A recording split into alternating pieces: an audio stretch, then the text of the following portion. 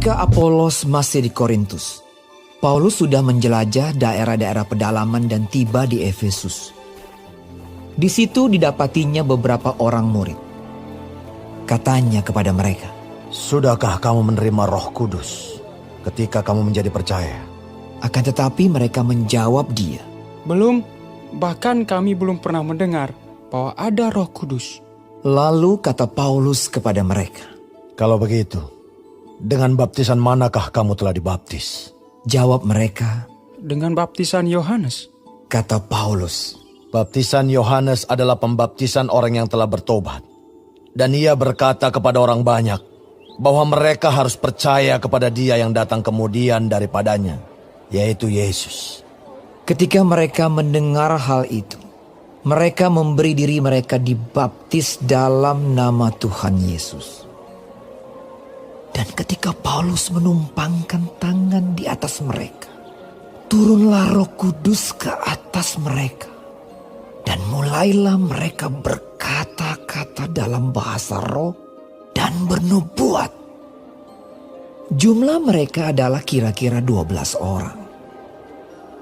Selama 3 bulan, Paulus mengunjungi rumah ibadat di situ dan mengajar dengan berani. Oleh pemberitaannya, ia berusaha meyakinkan mereka tentang kerajaan Allah. Tetapi ada beberapa orang yang tegar hati. Mereka tidak mau diyakinkan, malahan mengumpat jalan Tuhan di depan orang banyak. Karena itu Paulus meninggalkan mereka dan memisahkan murid-muridnya dari mereka. Dan setiap hari berbicara di ruang kuliah Tiranus. Hal ini dilakukannya 2 tahun lamanya. Sehingga semua penduduk Asia mendengar firman Tuhan, baik orang Yahudi maupun orang Yunani. Oleh Paulus, Allah mengadakan mujizat-mujizat yang luar biasa. Bahkan orang membawa sapu tangan atau kain yang pernah dipakai oleh Paulus dan meletakkannya atas orang-orang sakit, maka lenyaplah penyakit mereka dan keluarlah roh-roh jahat. Juga beberapa tukang jampi Yahudi yang berjalan keliling di negeri itu mencoba menyebut nama Tuhan Yesus atas mereka yang kerasukan roh jahat dengan berseru. Katanya, "Aku menyumpahi kamu demi nama Yesus yang diberitakan oleh Paulus." Mereka yang melakukan hal itu ialah 7 orang anak dari seorang imam kepala Yahudi yang bernama Skewa. Tetapi roh jahat itu menjawab, "Yesus aku kenal, dan Paulus aku ketahui.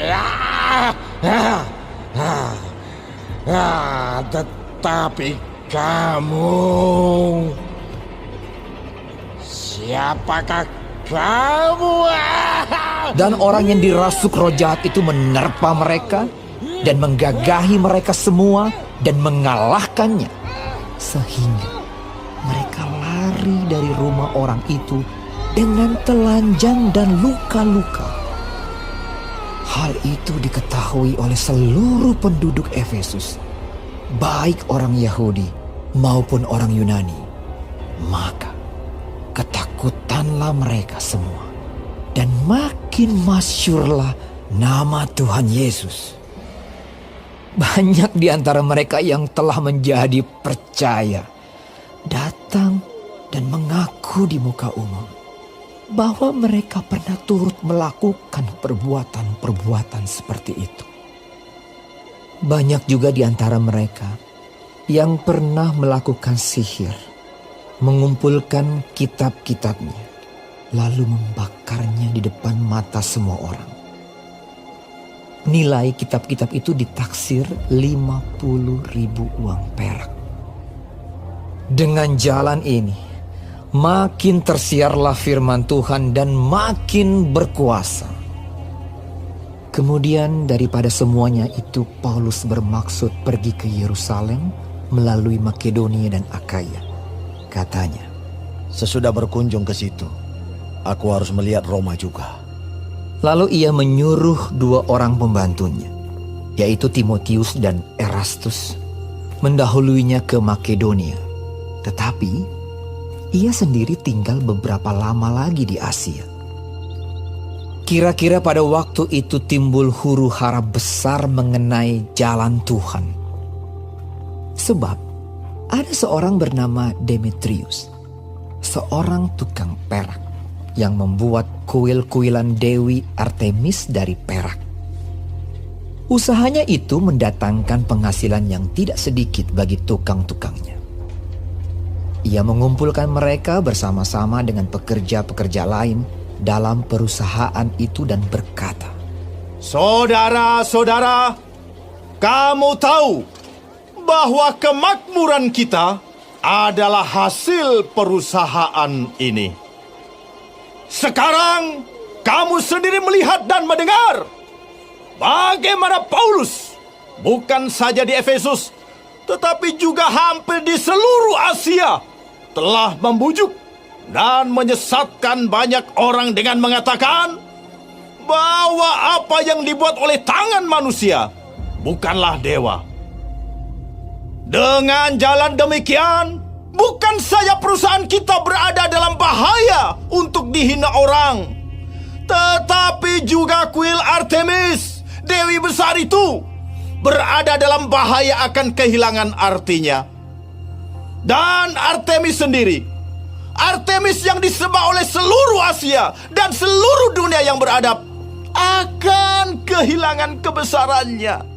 Mendengar itu, meluaplah amarah mereka. Lalu mereka berteriak-teriak. Katanya, Bersalah Artemis, Dewi orang Efesus! seluruh kota menjadi kacau dan mereka ramai-ramai membanjiri gedung kesenian serta menyeret Gaius dan Aristarkus, keduanya orang Makedonia dan teman seperjalanan Paulus. Paulus mau pergi ke tengah-tengah rakyat itu, tetapi murid-muridnya tidak mengizinkannya. Bahkan beberapa pembesar yang berasal dari Asia yang bersahabat dengan Paulus mengirim peringatan kepadanya supaya ia jangan masuk ke gedung kesenian itu. Sementara itu orang yang berkumpul di dalam gedung itu berteriak-teriak. Yang seorang mengatakan ini dan yang lain mengatakan itu. Sebab kumpulan itu kacau balau dan kebanyakan dari mereka tidak tahu untuk apa mereka berkumpul. Lalu seorang bernama Alexander didorong ke depan oleh orang-orang Yahudi.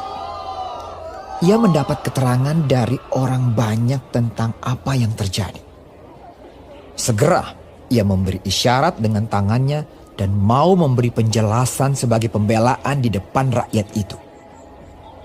Tetapi ketika mereka tahu bahwa ia adalah orang Yahudi, berteriaklah mereka bersama-sama kira-kira 2 jam lamanya. Bersalah Artemis, Dewi orang Efesus! Akan tetapi panitera kota menenangkan orang banyak itu dan berkata, Hai orang Efesus, siapakah di dunia ini yang tidak tahu bahwa kota Efesuslah yang memelihara baik kuil Dewi Artemis yang maha besar maupun patungnya yang turun dari langit? Hal itu tidak dapat dibantah. Karena itu hendaklah kamu tenang dan janganlah terburu-buru bertindak. Sebab kamu telah membawa orang-orang ini ke sini, walaupun mereka tidak merampok kuil Dewi kita dan tidak menghujat namanya. Jadi, jika Demetrius dan tukang-tukangnya ada pengaduannya terhadap seseorang, bukankah ada sidang-sidang pengadilan dan ada gubernur? Jadi hendaklah kedua belah pihak mengajukan dakwaannya ke situ. Dan jika ada sesuatu yang lain yang kamu kehendaki, baiklah kehendakmu itu diselesaikan dalam sidang rakyat yang sah. Sebab kita berada dalam bahaya akan dituduh bahwa kita menimbulkan huru-hara pada hari ini. karena tidak ada alasan yang dapat kita kemukakan untuk membenarkan kumpulan yang kacau balau ini. Dan dengan kata-kata itu, ia membubarkan kumpulan rakyat itu.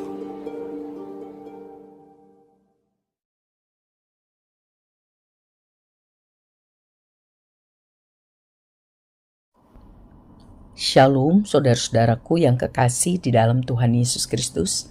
Puji Tuhan kita masih diberi kesempatan hidup hari ini dan dapat mempelajari firman Tuhan Kompas Kehidupan dari kitab Kisah Para Rasul 19. Tuhan Yesus memberkati. Perikop pertama mengenai Paulus di Efesus. Saudara-saudaraku, ada kemuliaan Tuhan yang besar dalam kehidupan Paulus. Ia menjelajahi daerah pedalaman dan bertemu dengan para pengikut Yohanes Pembaptis. Paulus melihat kondisi iman mereka belum sempurna karena mereka belum memahami tentang Yesus Kristus, Sang Mesias, Juru Selamat. Mereka baru percaya untuk bertobat dari dosa, tetapi mereka belum menerima anugerah di dalam Yesus Kristus, satu-satunya Tuhan dan Juru Selamat. Waktu Paulus bertanya kepada mereka, apakah mereka sudah dibaptis oleh Roh Kudus? Murid-murid Yohanes Pembaptis mengatakan mereka belum dan belum pernah dengar mengenai hal itu. Paulus mengajarkan kepada mereka tentang baptisan Roh Kudus. Itu dicurahkan bagi orang yang percaya kepada Yesus Kristus, Tuhan dan Juru Selamat, dan memiliki kerinduan sungguh untuk hidup menjadi alat kemuliaan Tuhan, yang berarti taat firman Tuhan, menjadi garam dunia dan terang dunia, diberi kuasa untuk menjadi saksi Kristus yang efektif, menjangkau jiwa-jiwa. Setelah mendengar penjelasan Paulus tersebut tentang perbedaan baptisan Yohanes dan baptisan dalam nama Tuhan Yesus serta dibaptis oleh Roh Kudus, mereka meresponi dengan positif. Mereka memberikan diri dibaptis dalam nama Tuhan Yesus. Ya. Dan setiap orang percaya menyatakan kemuliaan Allah melalui pimpinan Roh Kudus. Dalam hal ini, pimpinan Roh Kudus dinyatakan dalam bentuk pencurahan Roh Kudus, yaitu berbahasa roh. Lihatlah di ayat 6. Luar biasa pimpinan Tuhan dalam kehidupan Paulus. Paulus begitu giat untuk memberitakan Injil, mengajar di rumah-rumah ibadat. Sebab itu, Tuhan mencurahkan kuasa-Nya atas kehidupan Paulus, sehingga Paulus dipercaya untuk dapat melakukan banyak mujizat yang luar biasa. Demi nama Tuhan dimuliakan, sehingga banyak orang boleh percaya kepada Yesus Kristus. Marilah kita sungguh-sungguh rindu hidup dipimpin Roh Kudus, dipakai Tuhan untuk menjadi pemberita Injil, supaya melalui hidup kita kemuliaan Allah dapat dinyatakan. Ya, itu bukan tergantung kemampuan manusia, ya, tetapi sungguh-sungguh kemuliaan Allah, dan tidak boleh kita mencuri kemuliaan Allah, agar sungguh hidup kita dipakai Tuhan menjangkau banyak jiwa-jiwa demi keselamatan mereka, demi rencana Allah yang besar itu terjadi. Selanjutnya saudara, mengenai anak-anak Skewa dan juga mengenai Demetrius membuat huru-hara di Efesus. Saudaraku yang kekasih, ada dua kisah lagi mengenai orang-orang yang sembarangan memakai nama Tuhan Yesus. Ya. Anak-anak Skewa, anak-anak tukang jampi Yahudi, dukun, menyebut nama Tuhan Yesus untuk mengusir roh jahat. Padahal mereka tidak percaya kepada Tuhan Yesus, sehingga tidak ada kuasa bagi mereka. Akibatnya roh jahat itu menyerang, mempermalukan, menghajar mereka. Melalui peristiwa ini, orang-orang melihat bahwa nama Tuhan Yesus sangat berkuasa. Akibatnya, banyak orang percaya kepada Tuhan. Di sisi lain, Demetrius dan karyawannya, pembuat kuil perak untuk penyembahan Dewi Artemis, merasa usahanya, bisnisnya terancam karena banyak orang menjadi percaya kepada Tuhan Yesus dan tidak lagi menyembah dewa-dewi. Ini urusan uang, ini urusan bisnis. Jadi Demetrius membuat huru-hara dengan membangkitkan sentimen agama sehingga terjadi kerusuhan. Bukan dengan tujuan membela nama Artemis sebenarnya, tetapi membela kepentingan bisnisnya. Jadi agama hanya sebagai kedok bisnis. Jadi yang kita lihat, satu, jangan sembarangan menyebut, memakai nama Tuhan Yesus. Ya, hati-hati, hormati. Nama itu sangat berotoritas. Bagi orang yang sungguh-sungguh percaya dan mengasihinya, ada kuasa dalam nama Tuhan Yesus. Yang kedua, penginjilan, iman Kristus, Kristen yang sungguh-sungguh, tidak selalu mudah. Ada banyak tantangan. Ada banyak motivasi juga yang salah keliru. Untuk demi uang, kenyamanan hidup, dan lain sebagainya. Sebab itu kita minta tolong supaya Tuhan selalu beserta kita. Supaya motivasi kita memberitakan Injil itu benar. Demi kemuliaan Tuhan. Dan penyertaan Tuhan. Walaupun banyak susah, sulit, tetapi kuat karena Tuhan beserta kita. Seperti Tuhan menyertai Paulus. Kiranya Tuhan menyertai kita juga di akhir zaman ini. Menjadi saksi Tuhan yang efektif dalam perkataan dan perbuatan demi kehormatan nama Tuhan. Amin. Tuhan Yesus memberkati kita menjadi pelaku-pelaku firman.